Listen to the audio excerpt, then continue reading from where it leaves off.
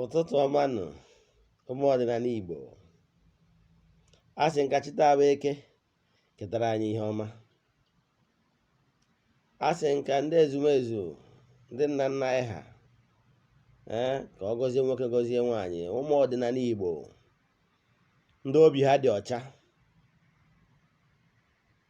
Anyị gbuo n'ihu anyị ga-egbute mma, igbo na aza anyị egbute mma, igbuo n'aka nri anyị egbute mma, igbuo n'aka ekpe anyị egbute mma.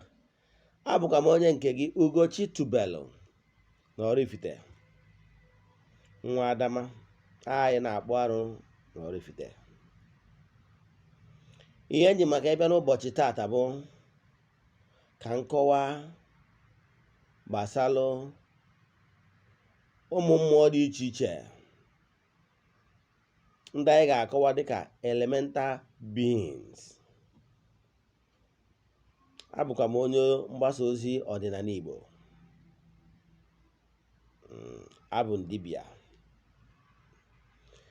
Ihe m chọrọ ịkọwa n'ụbọchị taata bụ elemental beings. Kedu ndị bụ elemental beings? Elemental beings ya bụ na na-enwelu beings dịka m kwuwago n'ụfọdụ vidio m kọwara mbụ, ndị na-ejere Chukwu na mmadụ ozi.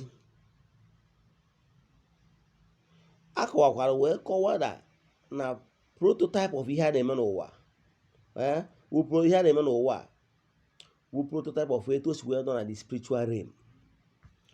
Nkọwakwa na ọtụtụ nkụzi nkụziri si na before ihe eme na this planet Earth, o take go on form in the spiritual realm.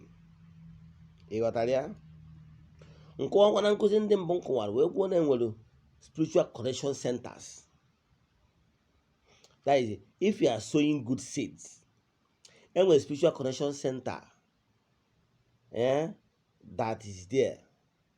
When spiritual connection center for bad seeds, that thought, negative energy. Now, on your but you sow good seeds, you will be connecting yourself to the light region, the spiritual connection center of the goodies. Ebi homa siabia. You got ya? And on your but any home email, we attract multiple fold. Let's talk about any word to Brocatina no meto work or Quezioku. It to according to spiritual activity. So keep on doing good. When you start reaping, keep on doing good so that you keep on receiving. Nkebe eziokwu no nwere any good email, ma ọ bụ ihe ọmụna inyere mmụọ that you will not receive in multiple fold. Well, quote me anywhere. Nke bụ abụ na in elemental beings, ọ bụ etu a esi wee etili governance dị. Ekwugo m ọtụtụ ugboro na enwere ndị mgbaje ozi ndị nọ n'ọchịchị. All ha bụ ndị na-ebu files. Let me tell you one thing you don't know. Don't neglect those elemental beings, because all that in the earthly sense, in general offices, we neglect and then ebugara file. One day a file nwere ike ifu, and when I file for when your case is closed, when any ties we because your case ya nọ in n'ebe o kwesịrị ịnọ. Ịghọtara ya? Ihe ọ pụtara na case gị na-ama solve ya. Etu a ọ dịkwa na spiritual realm. In the spiritual activity, enwere elemental beings. Enwere ethereal world, enwere animistic world, then enwere spirituality. Ịghọtara ka dịkada si wee dị? Yes. Elemental beings bụ ha nwa bụ ndị the elements. What are the elements? What are the elements? The air, the fire, and name them. You know them, all the elements. They are there for the benefit of man. Meta ha enyi. Kene maka ya guide chi onye ụwa gị. Ana m ekwu na-ekwusiriri ike.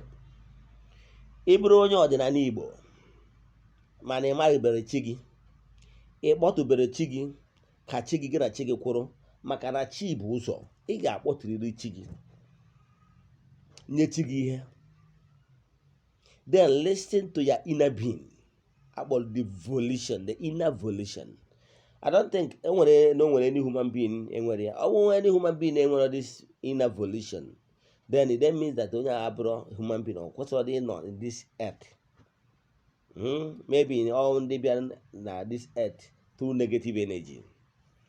And if we are a human, a real human on this planet earth, in inner volition.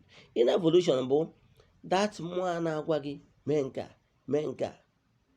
Then if you start believing that mmụọ, it will become more active, more louder. Is your guide. Mana ọ bụrụ na ị na-egburu ya igboru chi gị na kpọtuo chi gị na chi okwudo, ịma na gị na chi gị ga na-enwe inner conversation.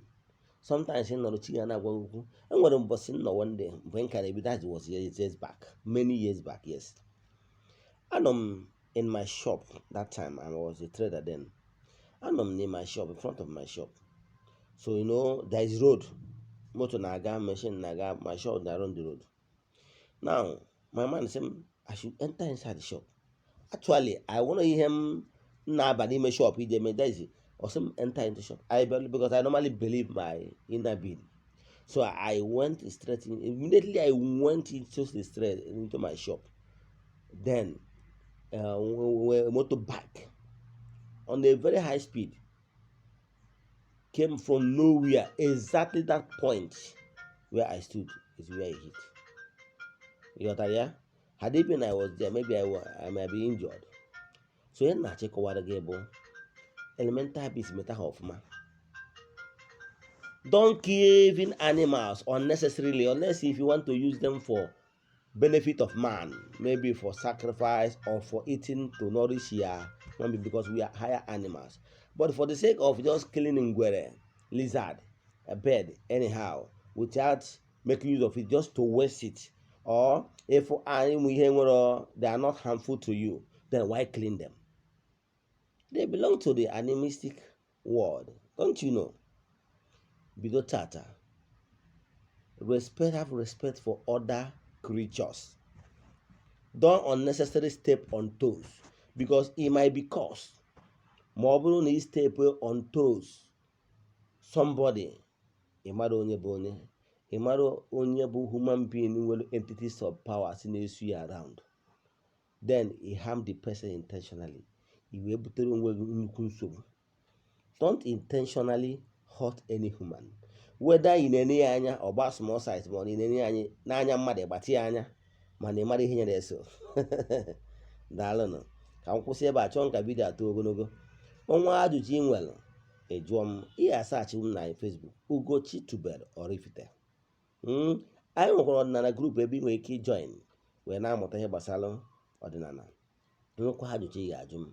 My WhatsApp number bụ 0805 7837672. Ugochi tubelu Oraifite. Like our video, share ya. If possible, join our subscribe to our YouTube channel. Ka iwe nke na-enweta nkụzi na akụzi gbasara ọdịnala Igbo kwa ụbọchị. Ndewonu.